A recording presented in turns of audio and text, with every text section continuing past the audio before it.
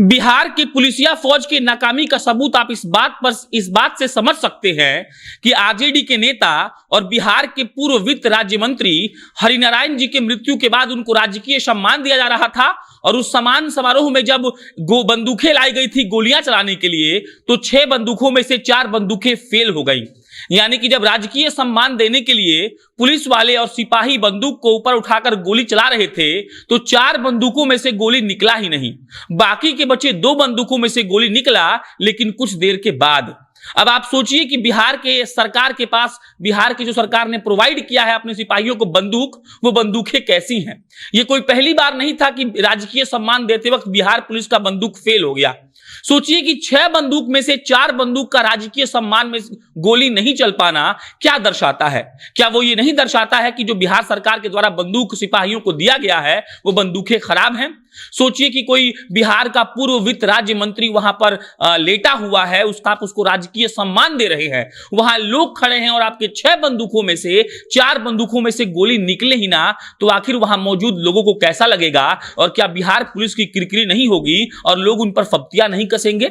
ये पहली बार नहीं था। आज से पहले आरा के जो शहीद जवान थे रमेश रंजन, उनको भी राजकीय सम्मान देने के दौरान बिहार पुलिस की जो बंदूकें थी वो फेल हो गई थी, धोखा दे दी थी और उनमें से गोलियां नहीं चली थी। शहीद जवान रमेश रंजन के अलावा हमारे पूर्व मुख्यमंत्री जगन्नाथ मिश्र को भी जब उनके मृत्यु के बाद उनको राजकीय सम्मान दिया जा रहा था तो उस वक्त भी बिहार की पुलिस की जो बंदूकें थी उसने साथ नहीं दिया था। लगातार ये वीडियो सोशल मीडिया पर वायरल हो रहा है। जगदीशपुर के जो डीएसपी हैं श्याम किशोर रंजन जी, वो कह रहे हैं कि ये वीडियो फेक है और इसकी जांच करवाई जाएगी, लेकिन वीडियो के जो वायरल हो रहा है उसमें साफ लोग देख सकते हैं कि वहां पर जो बंदूकें के साथ राजकीय सम्मान देने की कोशिश की जा रही है उन 4 बंदूकों में से गोली चल ही नहीं रहा और बचा जो 2 बंदूक है उसमें 2-3 मिनट के बाद गोली चल रहा है। जब आदेश होता है कि आप गोली चलाइए तो अपने कंधे पे बंदूक रखे हुए सिपाही लगातार ट्रिगर दबाते हैं, लेकिन फट फट की सिर्फ आवाज आती है और वहां पर बंदूक नहीं चलता है। उसके बाद वहां मौजूद लोग लगातार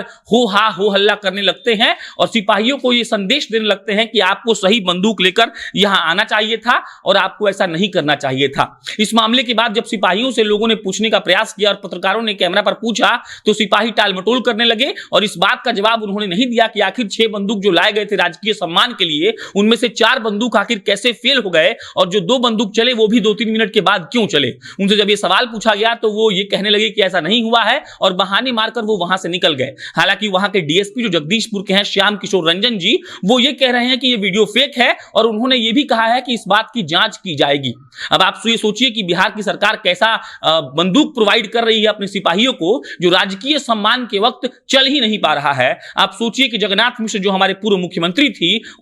थे, उनको भी राजकीय सम्मान जब दिया जा रहा था तो बिहार पुलिस का बंदूक नहीं चल पाया था। आपको याद होगा 1 साल पहले की बात है, यूपी की पुलिस ने गन्ना के खेत में कैसे ठाए ठाए का आवाज मुंह से निकाला था और चोरों को भगाने का प्रयास किया था। हमारी जो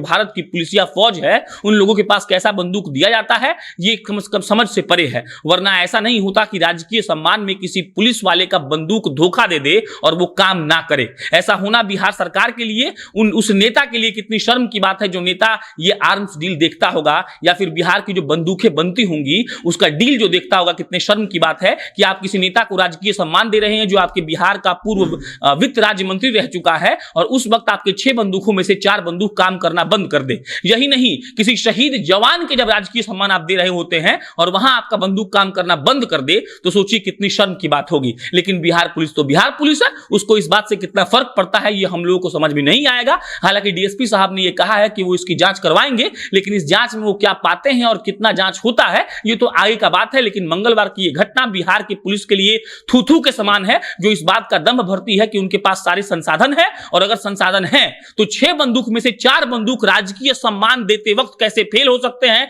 फटफट की आवाज कैसे आ सकती है और वहां मौजूद लोग आखिर बिहार पुलिस के बारे में क्या सोच रहे हैं ये भी आपको सोचना चाहिए। और उसके बाद हमारे मुख्यमंत्री साहब, हमारे नेताओं को, हमारे मंत्रियों को यह सोचना चाहिए कि किसी नेता के मर जाने के बाद जब उसको राजकीय सम्मान दिया जा रहा है और उस वक्त आपकी बिहार पुलिस को जो बंदूक दिया गया है वही फुस हो जाए, वही धोखा दे दे, तो वो कितनी शर्म की बात बिहार के लिए होगी ये आप समझ सकते हैं। बाकी इस पर कोई भी अन्य अपडेट आएगा तो आपको हम बताएंगे। मेरा नाम प्रशांत राय है, आप जनता जंक्शन देख रहे थे। बहुत बहुत धन्यवाद।